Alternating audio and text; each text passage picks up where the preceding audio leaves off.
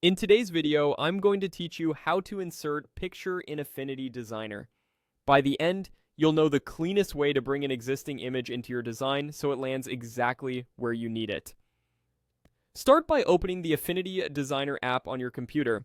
Give it a second to load and make sure you can see your workspace, your toolbar, your layers panel, and your canvas.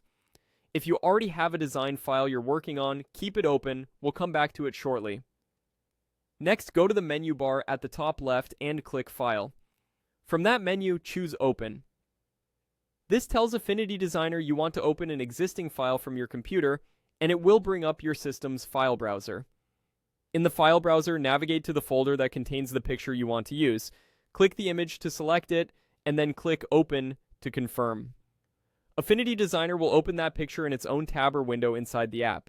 This is helpful because it keeps the image intact and separate from your main design until you're ready to move it over. Now click directly on the image to make sure it's active. You should see it highlighted or selected in the workspace. This step ensures you're copying the actual image and not an empty layer or the background. With the image selected, copy it.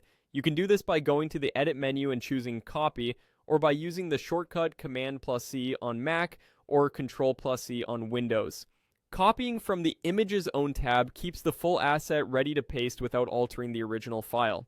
Switch back to your design page by clicking its tab or clicking anywhere on that canvas to make it active. You want to be sure your design document is the one currently in focus so the paste goes to the right place. Now paste the image.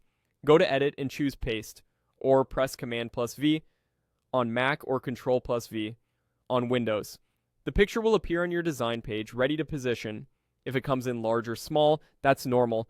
What matters is that it's now inside your document.